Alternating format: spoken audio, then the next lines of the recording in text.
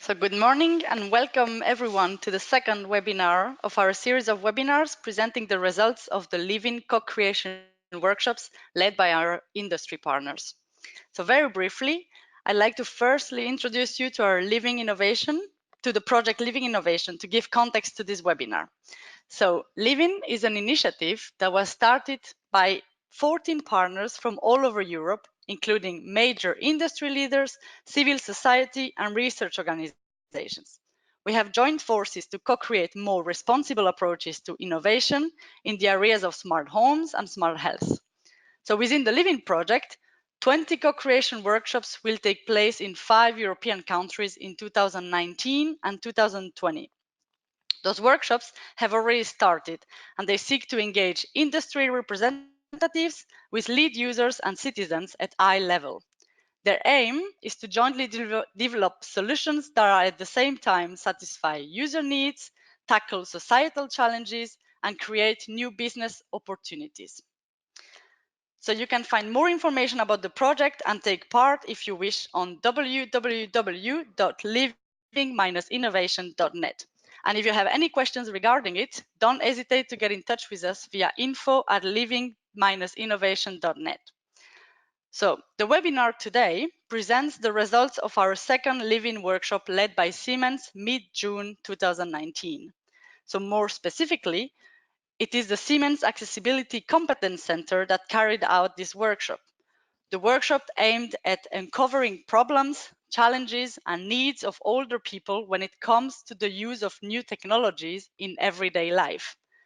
So the webinar presenting the results of that workshop is titled Too Old for Tech, Co-Creating with Older People.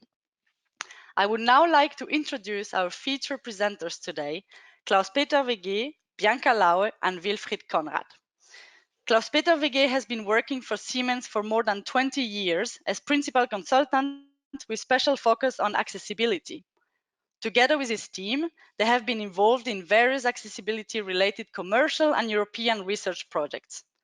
As head of the Siemens Accessibility Competence Center, he is responsible for the Siemens Accessibility Initiative, a corporate Siemens-wide joint effort to improve the accessibility of their various products and services.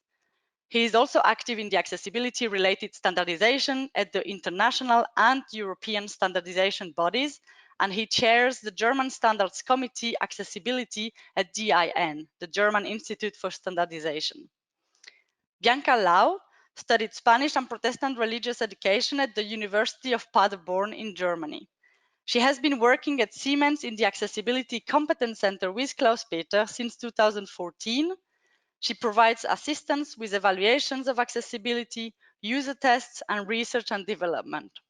And finally, Wilfried Konrad studied business management and sociology in Mainz and Frankfurt in Germany, and he gained his PhD in 1997 at the Frankfurt University. He worked as a researcher and project leader between 91 and 98 for the Institute for Social Research in Frankfurt, and between 98 and 2009 for the Institute for Ecological Economy Research in Heidelberg.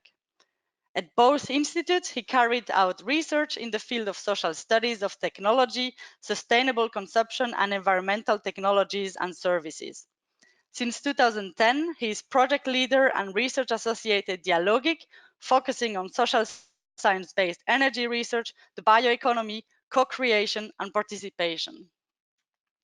Before we start, I would like to quickly make you aware that the webinar is being recorded and will be sent to you in the coming weeks. If problems arise with audio or video during the webinar, please use the chat box to inform us, and we will try to get back to you as soon as possible.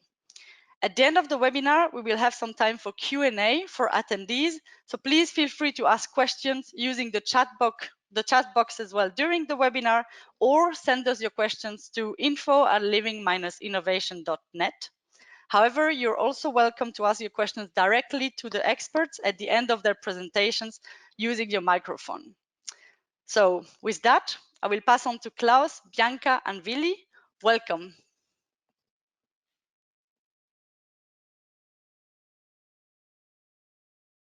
Can you hear me? Yes, we can, yeah. Willy. We can hear you. Okay, thank you.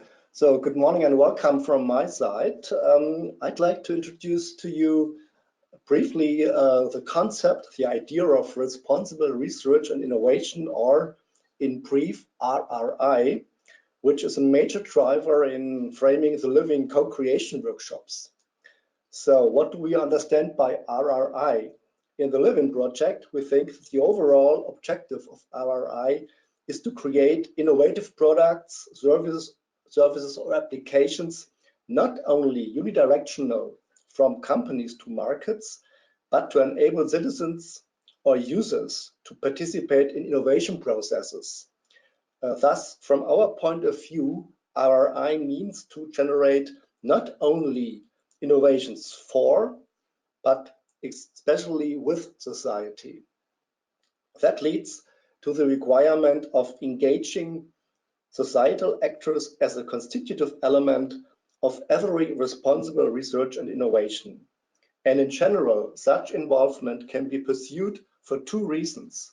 First, for democratic reasons. That means to provide citizens opportunities of having a say on needs, products, and innovation agendas. And second, for instrumental reasons. And that means achieving more appropriate results by including societal knowledge, ideas, and capacities, as well as fostering higher awareness of science and technology with citizens. And in recent years, a broad range of research has been performed attempting to define a common set of principles RRI should be based upon. And it seems that by now it is widely acknowledged that RRI should comply with the following 5 principles. First, RRI needs to be inclusive.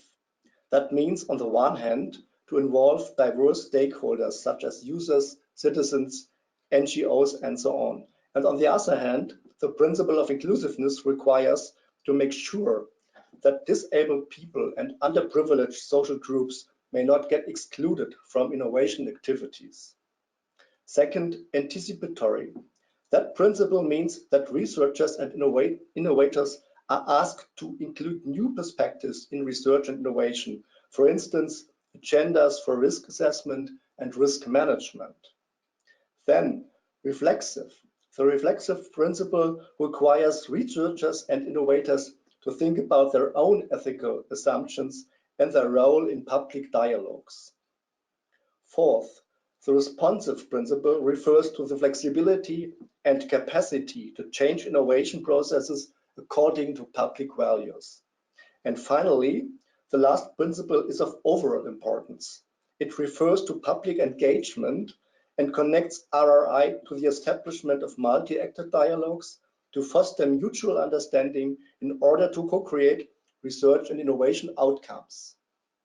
And given these 5 principles, on a practical level, we can distinguish a couple of different meanings of RRI, particularly to orientate innovation activities towards solving the grand challenges of society, for instance, climate change, dementia, or aging populations. To develop new technologies, products, services, or systems that are socially acceptable and desirable. To co-create innovations together with the people affected by them, and to anticipate the impacts an innovation will have on the society and the environment, thus trying to increase the positive impacts and to reduce the negative ones. Okay, so far from my side to RRI.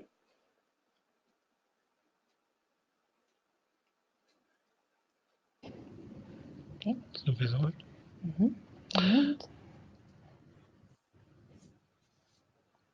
Now. Okay, thank you, Willy, for the kind overview. Good morning to everybody. We from the Siemens Accessibility Competence Center are very interested in co-creation. Co-creation is a very interesting approach, especially if it comes to inclusion. And for us, as the accessibility experts, it's important to include older and/or disabled persons in this process and how to learn to integrate them into the process. Therefore, we joined the Living Innovation Project under the concept of lifelong health and care. And we already performed workshops on this topic. How will we live in 2030? How do older and disabled people want to live in 2030? How can new technologies enhance our entire lives? And the co-creation solutions are interesting that are non-intrusive, not stigmatizing, affordable, and in the best case, disruptive. Older and disabled persons are a reasonable market for companies because design for all is essential for 10% of the population, necessary for 40%, and comfortable for 100% of the population. And there is always the question on the table, do you intend to disregard 40% of your potential customers? When preparing for the workshops, which are from our side the first workshops with this co-creation workshops with this intended user groups, we made a dry run.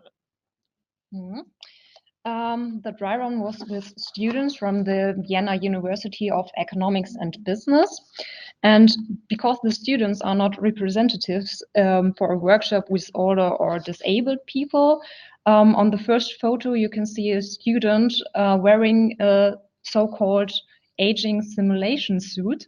And he's trying to drink coffee, and it's not so easy because the mobility is a little bit restricted. And on the second picture, you can see 3 students wearing simulation glasses, which simulates a 10% or 2% residual vision. So it makes it difficult to see. And yeah, I can skip over. Okay, this was a simple preparation and a dry run for our first workshop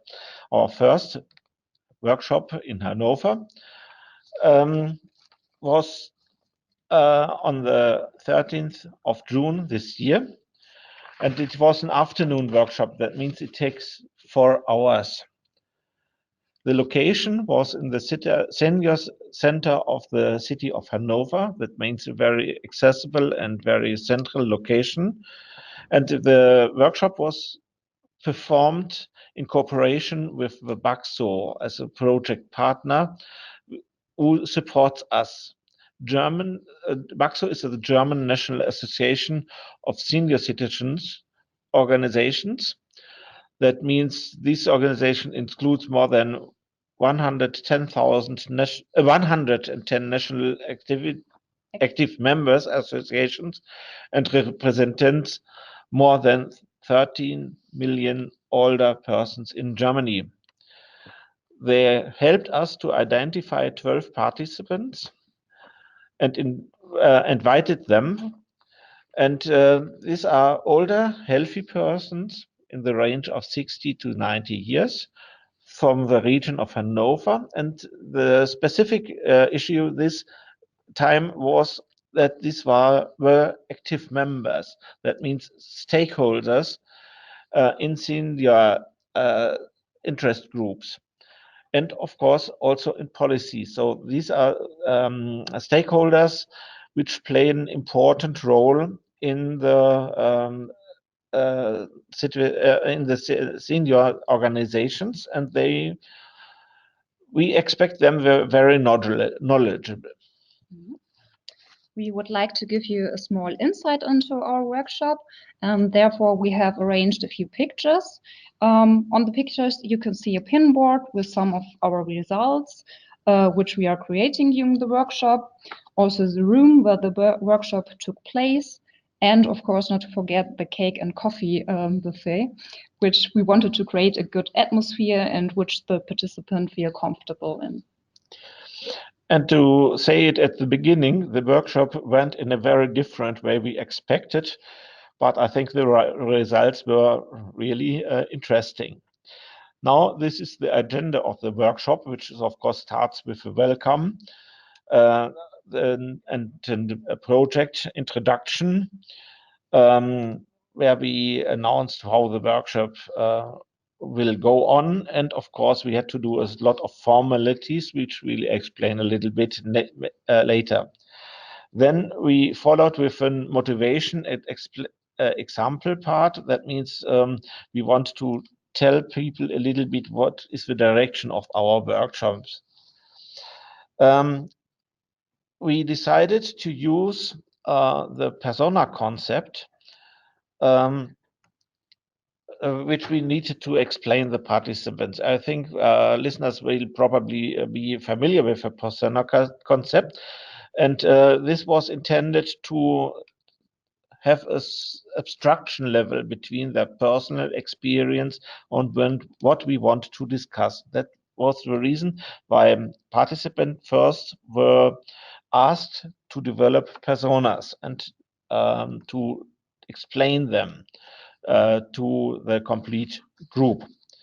Then we have 2 additional workshops, visions and problems in the area of quality of life. We gave them several topics and they had to work on that. We will discuss, tell you a little bit later. And then the same approach in the second workshop, vision and problems in the field of health. The results were presented, summarized, and of course, at the end, we had an outlook. The first formal thing was, and that's a not easy thing to do, is the informed consent. Well, I will not go through all the questions of the informed consent, but we want to give you an impression of what it says, and I will select a few questions. We have some general questions about the workshop, for example, question 1 or question 17. Why are we doing this co-creation workshop, and who do I need to contact if I want to know more about this co-creation workshop, or if I wish to participate? And then we have some questions about data processing, which are answered in the informed consent, of course. These include questions 8 to 12. For example, 8 and 11, where and how long will my data be stored? Yes, it took us a lot of time to go through this informed consent, but it's important to explain people and not leave them alone with this informed consent questions, because they have to sign that. As I said, this is a kind of barrier to start the workshop in a fluent way. In the awareness phase, we showed the participants, some slides, which we will now show to you, because they are awareness rising. The first one is some statistics, the megatrend of the aging society, the so-called aging pyramid. And these figures are from Germany, but they are more or less the same in most European and in most developed countries in the world. So that means that more than 80, that we have the population younger than 20 years will decrease from 18 to 16% in the next 40 years. The number of population in the range of 20 to 64 will decrease from 61% to 52%. But on the other hand, the population above 65 years will increase dramatically from 22 to 32%. Next slide. Age groups and causes for impairments.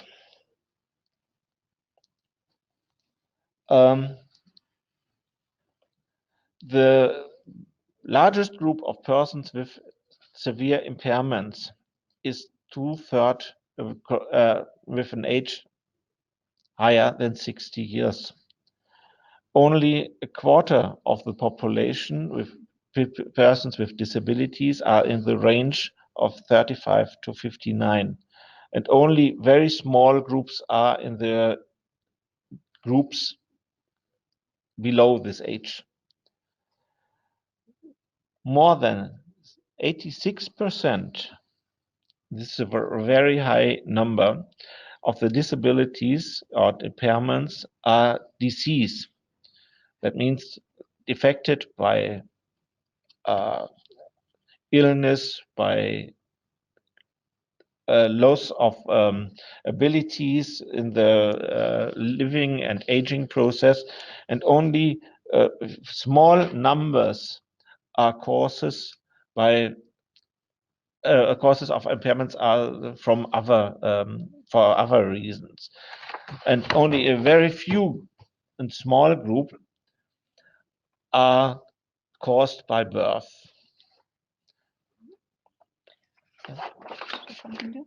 Yeah. On the following two slides, you can see a statistic of decreasing skills in older age. The first slide you can see here deals with visual abilities that are getting worse with age. For example, from the age of 50, the visual acuity begins to deteriorate. And on the next slide deals with hearing and touch getting worse with age. So, for example, with the age of 32, men have reduced hearing ability. And with the age of 30, we all have already gradual deterioration of skin sensitivity. Accessible design means that people with disabilities have limited, for example, sensory, that means seeing, hearing, or feeling problems, or motoric, that means movement, grasping, handling, or cognitive, that means recognition, thinking, decision making. So ICT products and services shall be barrier-free if they are detectable, perceivable, accessible, and usable for persons with disabilities in the usual way, without particular difficulties, and as a rule, without help from others. That means the use of assistive technology is allowed. When we talk about products, we can distinguish between different product categories. Mainstream products should be designed for all. That means household appliances, mobile phones, navigation systems, and so on. Services, especially public services, should be in general accessible. This is dealing with information and communication technologies. This is dealing with self-service, with public transport, shopping, so-called ambient assisted living, and so on. These are services which everybody may use and which are provided by companies or public authorities.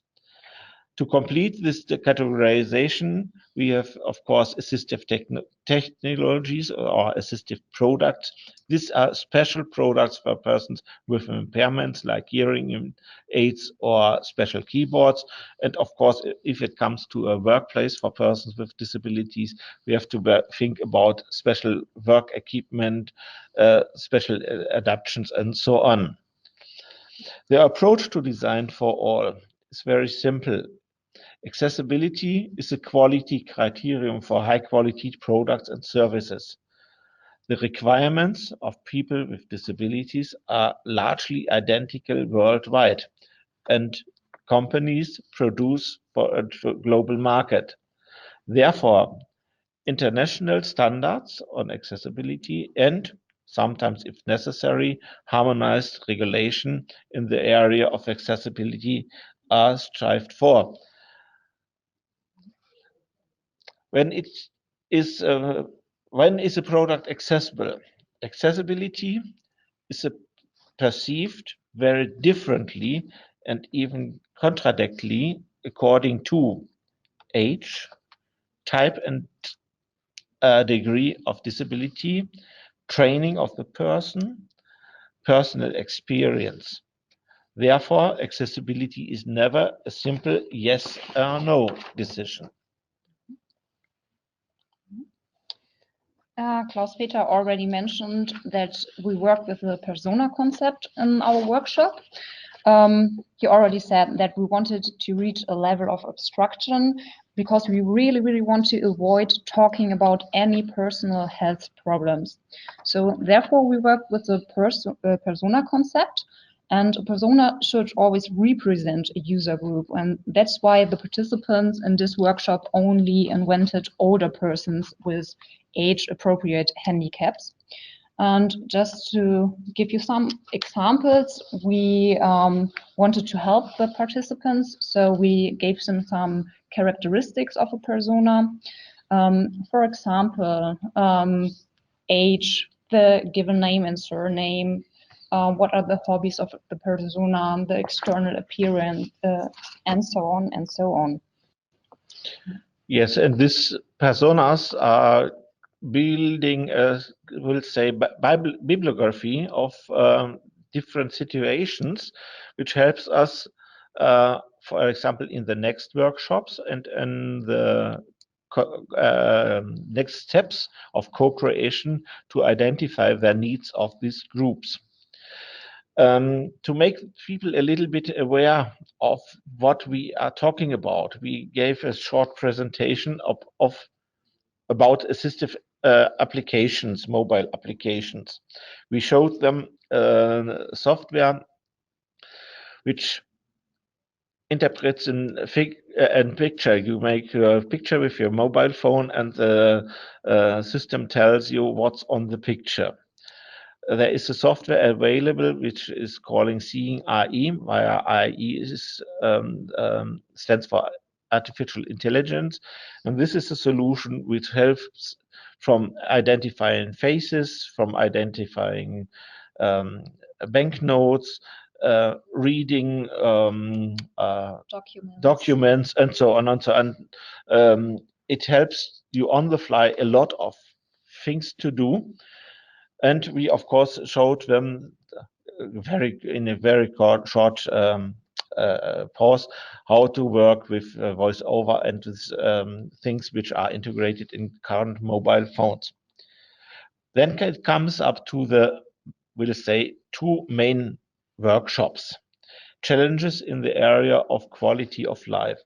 We gave people the following topics and divided the group in groups with 2 persons, and each group worked on these different topics. That means use of communication systems, use of multimedia, purchasing or shopping,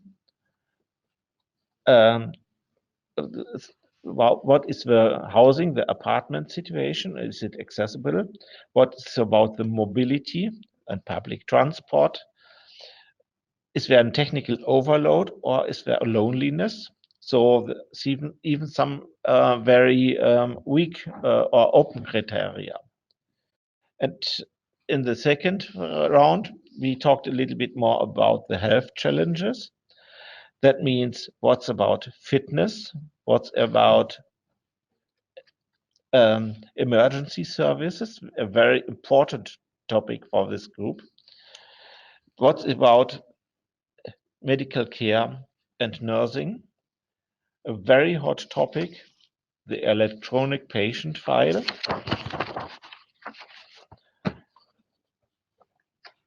Oops. What's the next? Prevention and care. Yeah, okay. Next one is orientation, assistance needs, and the last one, aids and assistive technology. And on the next slides, we will show you some findings from these workshops, because it's not completely yet, but these are the main interesting outcomes. First of all, senior citizens are a most heterogeneous user group. And it was suggested by the group to divide the aged group into 3 different groups. That's the young old persons. That means approximately they range from 60 to 75 years. This is the group where people don't feel old. The second group is the older old person group, approximately 75 to 85 years. That means this is a group where people feel that they are old. They have various age-related health problems. That's often a combination of different health problems. And we have the old persons, approximately above 85 years, where people from this group need extensive help. The ranges of age are simple estimations and need to be a little bit more analyzed. But they gave an indication what happens in which area of the field, and there was the strong advice to take more and to gather more statistic information on these different groups because their needs are very different. The next slide shows a lot of, we'll say, remarks. We got the information that people feel excluded by the variety of social media. That means one of their friends, a group of their friends are using this system, the other that systems, and they feel excluded as soon as they are not able or willing to use all these different systems. They are very extremely sensitive to data protection and, of course, privacy issues, especially in the field of healthcare, medical issues, and so on. They often have no idea on the consequences of using web services and how to leave them again. They are not sure how to distinguish serious and dangerous phone calls, mails, phishing sites, and so on. And therefore, they often prefer to not use the services.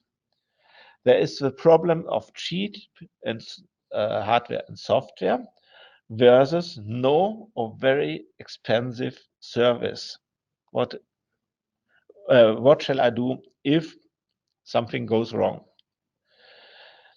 And there was a surprising, but really not surprising question. Why do web shops work so differently? Why have I to learn when buying there at a different location?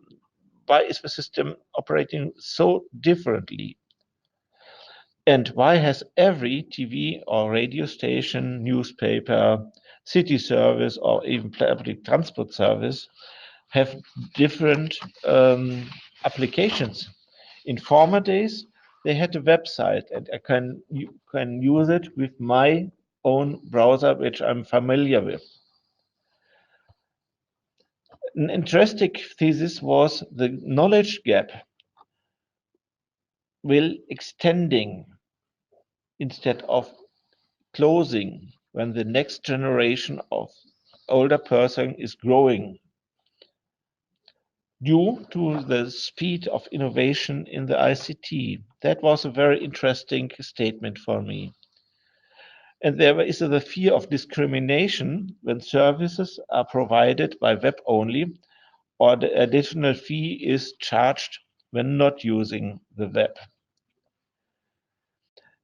Also, an interesting statement was that internet shopping is not the preferred way, while there is a strong request for physical shopping, but with the wish of services, including bring home services. The reliability of services is of very high value. This is perceived higher than a good or cheap price. And of course, they don't trust the data protection declarations and cookie agreements.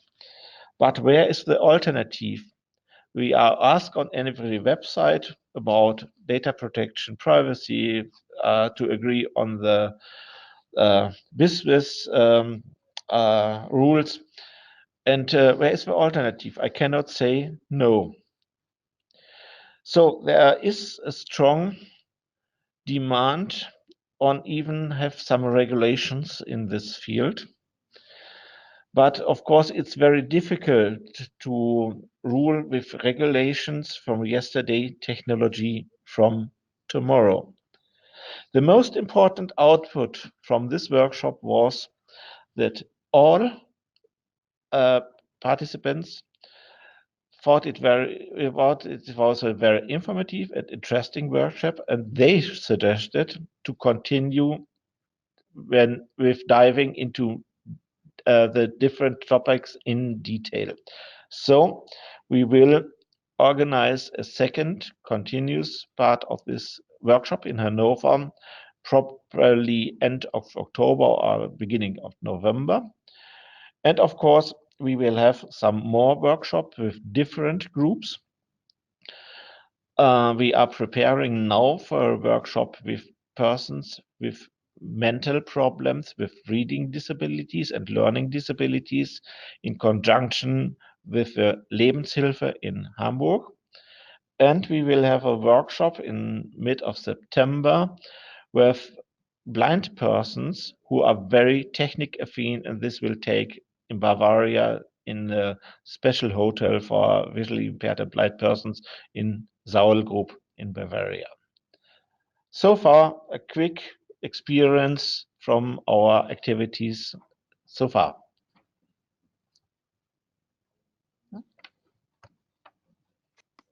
Thank you very much to you, Klaus, Bianca, and to you, Willy, as well, for your very interesting presentations.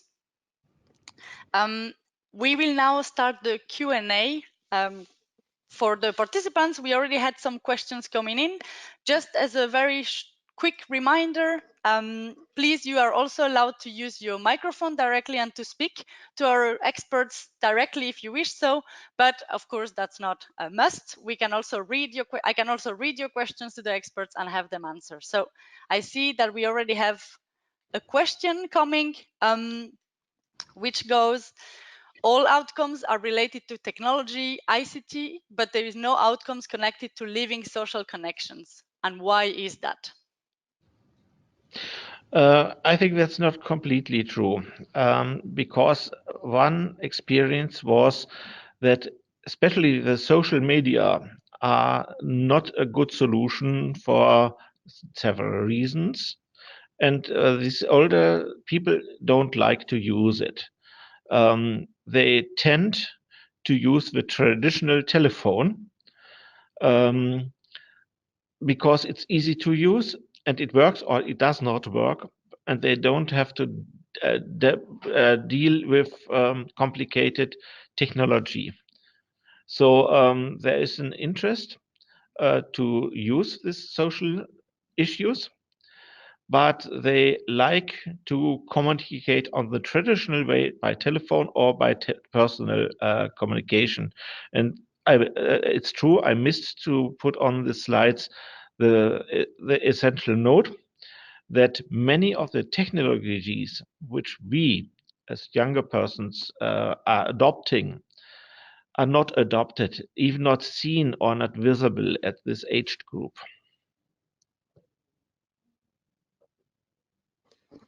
Thank you, Klaus. Another question that we got was, what are the definite no-goes when co-creating with elderly people? The most important no-go is don't mark them as older persons. So, for example, how will we live in 2030? Are participants still then alive? So avoid such wording. Avoid any stigmatization. They are often keen to know and to learn, but sometimes they are not very motivated to put questions, because if they put questions, they demonstrate they are not knowledgeable. And I think this is a thing you should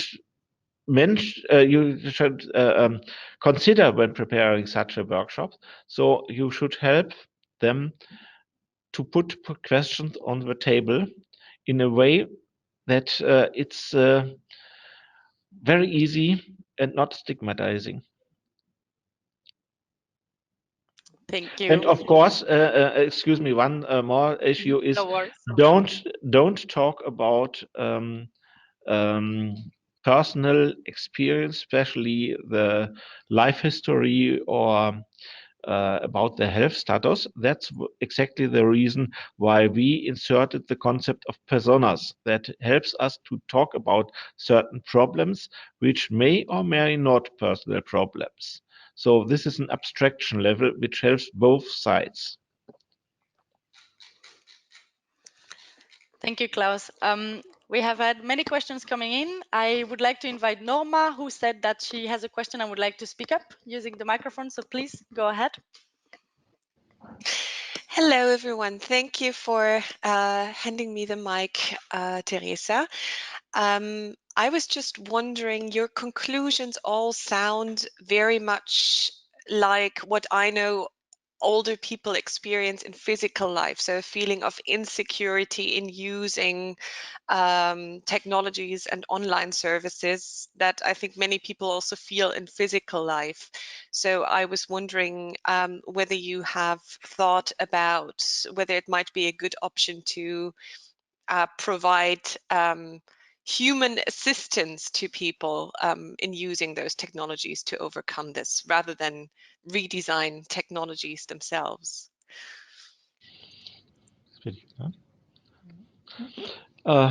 Yes and no. Your in principle is you are right, and there are a lot of projects within Baxo, the partner organization, which try to help,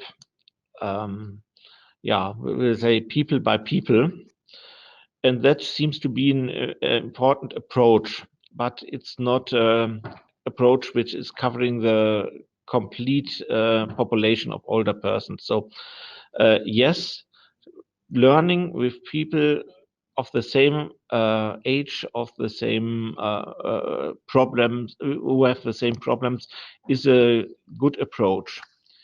And on the other side, we have to think about learning by internet in a way which is adapted to the needs of older persons. That means the learning mechanisms of older persons are quite different to those of young people.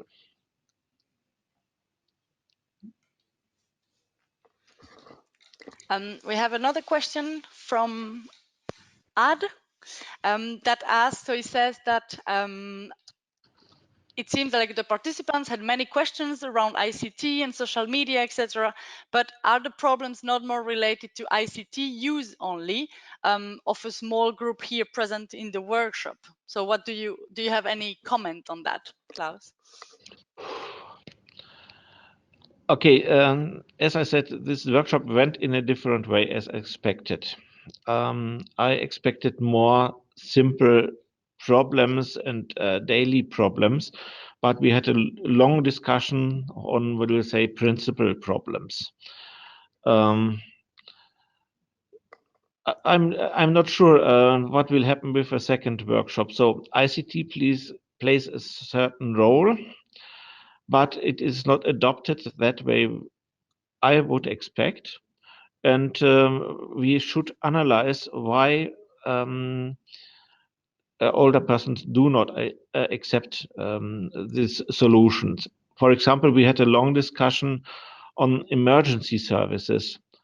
And it turned out that nobody really relies on the current emergency services because they are there. But can I really rely if I'm in danger, if it's every second counts? there are a lot of concerns, but there is no good solution available. So they use the systems as they are at the moment, but this is not satisfying. And especially for Ed, it was very interesting that especially the field of healthcare or fitness didn't play no important role. So I would expect that fitness tracking and so on would be very interesting for especially this group, but it's not there. Thank you, Klaus. Yeah, thank you, Klaus. Just to add here, I think I had the impression that your participants were more referring to their own access problems to ICT in general, and that's why I asked this question. So I'm not sure if the question is valid for the whole population of, let's say, 60 plus. But that's of course very, very difficult to extrapolate from such a small group of 12 people. That's correct, especially as we want to distinguish between these three different groups in the future. And I think the younger old persons will be able to deal with technology, but especially in the more aged groups, the problems are others than using technology. So yeah, and it's interesting that at least one person, maybe some more in your workshops, talked about that a gap will be wider instead of smaller. I hear always from so-called experts that they think that in the future there is no problem anymore because all current 55 plus people are using ICT already. But I don't believe that. I tend to be in agreement with this remark of the few people that said the gap will be bigger and bigger. That's also my thinking. Yeah, perhaps I should say that this person was in a high leading position at the German Telekom, so she is experienced. Thank you, everyone. We are running a little bit over time now. There is one more question, couple more questions from another participant. I'm going to answer one because it's about publishing the general for the general public the workshop results and reports. So I can say that at the end of the project we will be publishing 8 blueprints with innovations that came out of the workshop. So that will happen in end of 2020, 2021. As for the questions that we weren't able to answer today, we will follow up in the next couple of weeks with questions and with the recording of this webinar. So before saying goodbye, first of all, thank you very much to the participants for your engagement and to Klaus, Bianca and Willy for sharing their knowledge with us today.